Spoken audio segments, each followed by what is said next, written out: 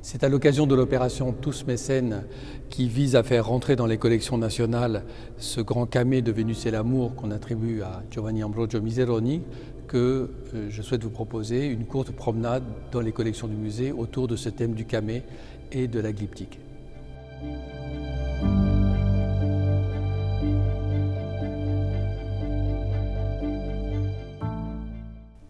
La technique de la gravure des pierres dures et des pierres fines s'appelle la glyptique. Et dans la glyptique, il y a deux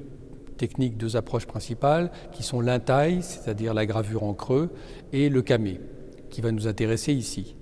Le camée n'est pas seulement le fait de graver en relief une figure dans une pierre, mais il est né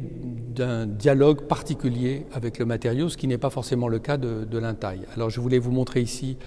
ce que sont les pierres dont on tire des camées. Ce sont des quartz microcristallins qui, à cause de la manière dont ils se sont constitués géologiquement, ont différentes couches de différentes couleurs. Vous voyez ici ce sillage d'agate et dans la périphérie, on voit très bien alterner des couches brunes et des couches blanches. Et donc c'est ce constat qui a conduit l'homme à imaginer cette idée du camée où on allait tirer de ces couches successives des plans différents de l'image. Dans l'Antiquité, le camée est en général réalisé dans une sardonyx, c'est-à-dire une pierre à couches brune et blanche alternées. Cette couleur brune d'ailleurs n'est pas forcément naturelle à la pierre, mais on sait par Pline l'Ancien dans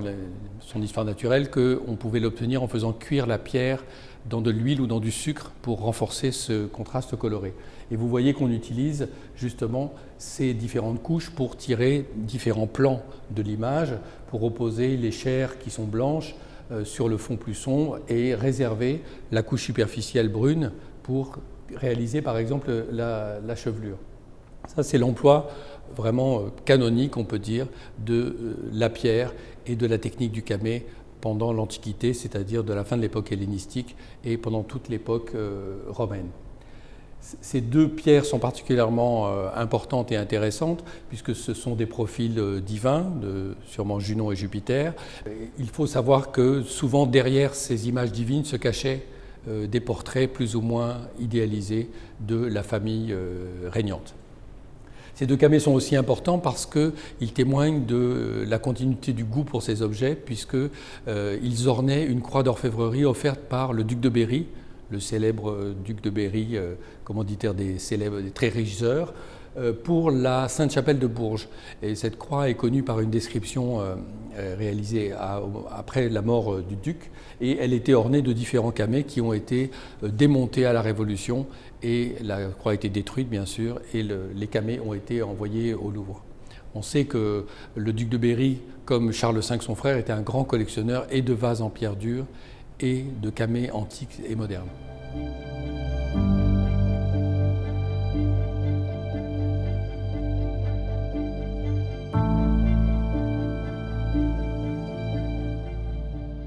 La technique de la gravure en camée n'a jamais en fait complètement disparu malgré une brève éclipse en Occident au Moyen-Âge. Et en fait, on a constamment produit des camées et principalement pour imiter ces productions extraordinaires de l'Antiquité dont nous avons vu un exemple. Mais on s'est donné aussi des libertés que peut-être les Romains ne s'étaient pas autorisées. On peut le constater sur cette coupe montée à Paris au XVIIe siècle, dont le décor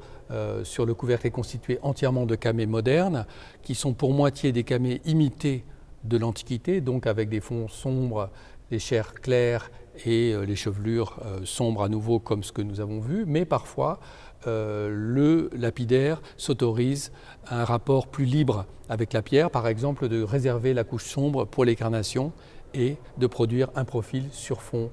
clair. Le plus bel exemple de cette liberté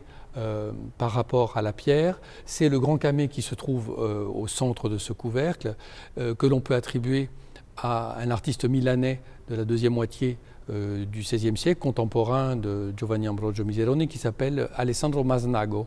et qui est justement caractérisé par ce rapport très libre et très pictural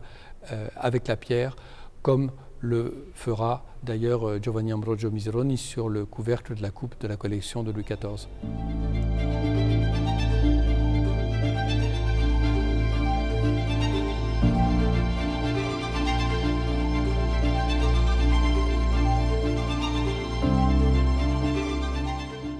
Nous avons la chance au Louvre de conserver le chef-d'œuvre d'Ottavio Miseroni, qui a passé toute sa vie au service de Rodolphe II à Prague, ce qui explique que presque toutes ses œuvres sont conservées à Vienne au Kunsthistorisches Museum, mais cette pièce, pour une raison que nous ne connaissons pas précisément, a été soustraite au trésor de Rodolphe II et se trouve aujourd'hui dans la galerie d'Apollon. Il s'agit de cette grande vasque, cette grande nef d'héliotrope, où on peut apprécier toute cette subtilité, cette complexité du travail des pierres telles que l'ont pratiqué les Miseroni. Vous voyez que cette pierre presque unie, mais avec ses rares veines blanches et chaudes, légèrement rosées, eh bien, le sculpteur, le lapidaire, n'a pas choisi d'exploiter ces veines pour en créer des motifs pittoresques ou picturaux, mais au contraire de laisser cette pierre apparente dans laquelle on peut rêver comme devant un fleuve qui s'écoule lentement ou une mare, un lac très profond. En revanche, il a traité certaines parties en camée, mais vous voyez, sans utiliser de contraste chromatique à l'intérieur de la pierre, juste en utilisant le fait que cette pierre très polie réfléchit la lumière et donc produit aussi des ombres et des éclats très marqués, et faire apparaître ainsi ce masque grotesque ou ces bandes extrêmement plates, vous voyez, qui mettent en valeur la dureté de la pierre et en montrant en même temps la virtuosité du sculpteur qui la travaille comme si c'était de la cire, comme si c'était quelque chose d'extrêmement malléable.